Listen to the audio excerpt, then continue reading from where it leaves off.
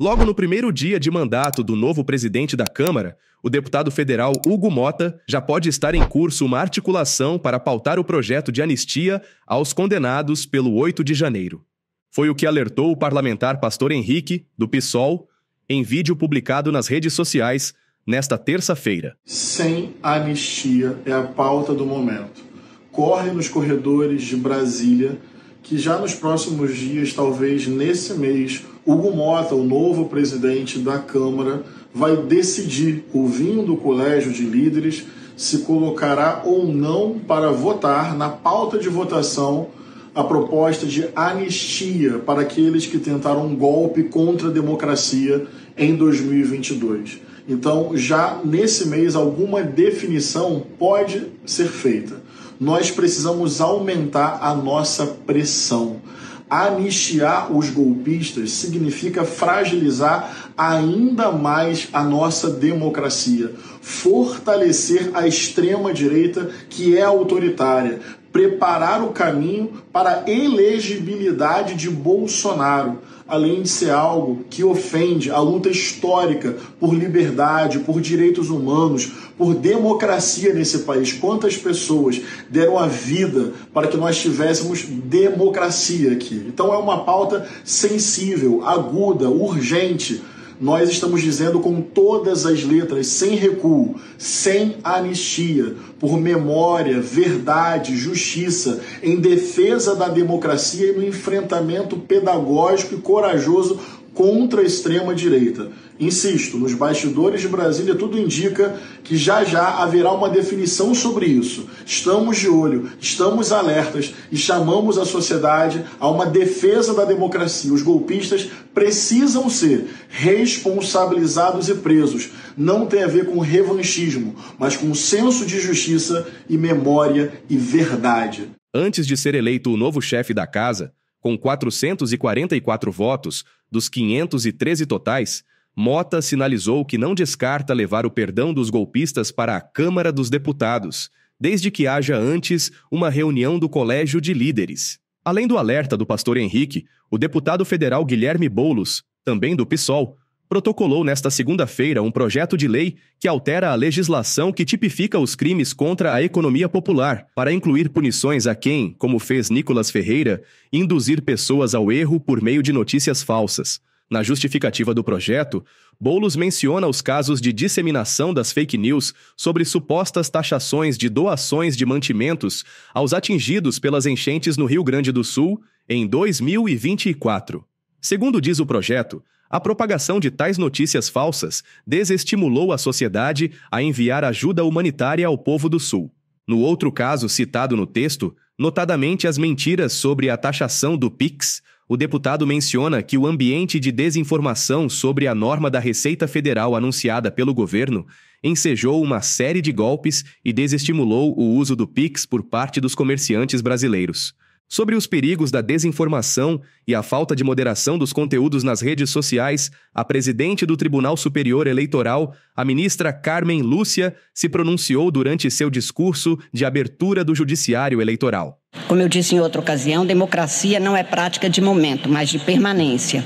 Porque democracia se faz todo dia, a justiça também.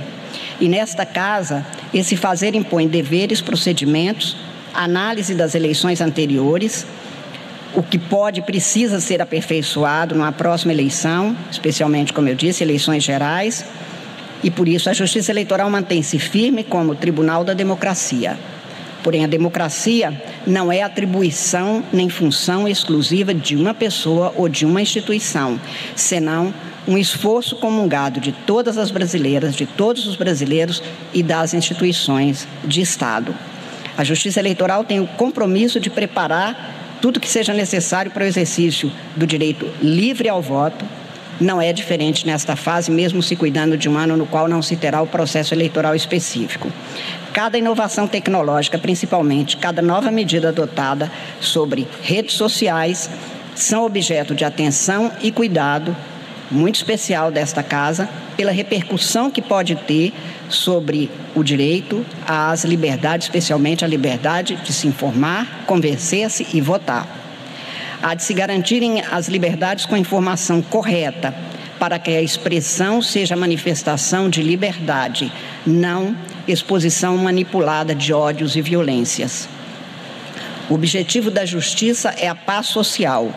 Os que atuam pela conflituosidade agem contra a justiça e comprometem as liberdades. Na medida e nos limites constitucionais da atuação do Poder Judiciário, que é limitado pela Constituição e pelas leis, cabe à magistratura desempenhar o seu dever de ser uma barreira contra o estado de guerra entre cidadãs e cidadãos, para beneficiar uns tantos interessados em cercear o direito livre de se informar e de concluir sobre o que cada um deseja para si e para o país. Quando tomei posse nesta presidência, afirmei que a justiça existe para as gentes, não para as máquinas. Nas máquinas se podem inserir o dado que a inteligência humana é capaz de criar. Porém, o ser humano não é capaz de criar duas coisas, pelo que não pode incluir nenhuma máquina. A liberdade, que é quase um sentimento da humanidade, e o afeto, com toda a sua multiplicidade de sentimentos. Máquinas são coisas que nos ajudam, que interferem cada vez mais nas vidas humanas, mas que também podem promover desumanidades, como vem sendo praticadas tantas vezes. Os temas das fake news e das big techs ganhou relevância na reabertura dos trabalhos em Brasília. Em entrevista à Globo News nesta segunda-feira, o presidente do STF, o ministro Luiz Roberto Barroso, falou sobre os recentes embates entre Elon Musk e Alexandre de Moraes, para explicar sobre as implicações da falta de regulamentação das redes no Brasil. Sônia, sem querer fazer trocadilho, o mérito é que é o X da questão. Qual foi o problema que aconteceu com relação ao antigo Twitter, hoje X? Eles retiraram a representação do Brasil para não ter que cumprir as ordens dadas pela justiça brasileira.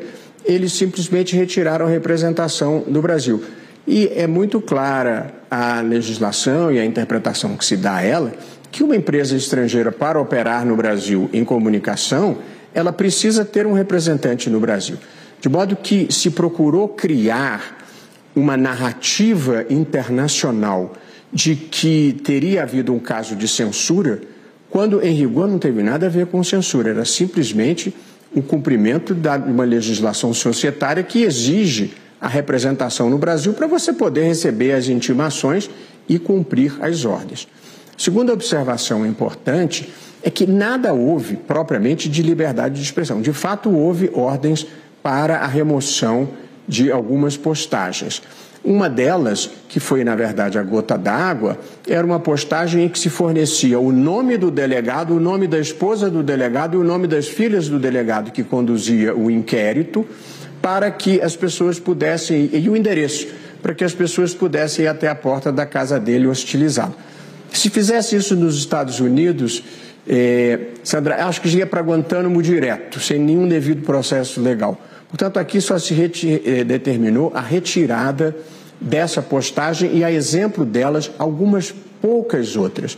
De modo que criou-se uma narrativa internacional ideologizada, e ninguém duvida das preferências políticas do dono do X, de que no Brasil haveria uma censura. Foi a razão pela qual eu mesmo aceitei dar uma entrevista para o New York Times, que saiu há pouco mais de um mês atrás, precisamente para explicar isso que eu estou agora explicando. E no Brasil, ao contrário dos Estados Unidos, nos Estados Unidos existe, como você bem saberá, a primeira emenda que consagra a liberdade de expressão e que tem uma interpretação aparentemente extremamente libertária, que admite até o discurso de ódio, o que nenhum país civilizado do mundo praticamente admite. Essa é uma circunstância bem americana, e no Brasil o discurso de ódio, sobretudo contra grupos vulneráveis, gays, pessoas negras, os judeus ou muçulmanos, qualquer grupo que se considere vulnerável, ele não pode ser objeto, vítima do discurso de ódio. Nos Estados Unidos isso é possível. Porém, nos Estados Unidos, como você bem acompanhará, ainda quando não haja uma criminalização, nessas ações por slander, nessas indenizações por crimes contra a honra ou algum tipo de violação, as indenizações são tão grandes que elas são piores do que passar uma temporada na prisão, porque elas quebram uma empresa. E vocês terão acompanhado que a Fox News, que fez uma campanha de difamação contra a fabricante de urnas eletrônicas nos Estados Unidos, com muitas mentiras, como aliás aconteceu aqui, teve que fazer um acordo para limitar o risco que ela estava correndo de pagar uma indenização que corria o risco até de quebrar. Portanto, a liberdade de expressão em toda parte do mundo, ela encontra algum limite, que é o limite de você não poder praticar crimes, não poder incentivar a prática de crimes ou não ter comportamentos destrutivos da democracia, como, por exemplo, convocar as pessoas para invadirem o Supremo. De modo que a narrativa de que há censura no Brasil é totalmente fantasiosa e criada artificialmente para uma manipulação ideológica dos fatos.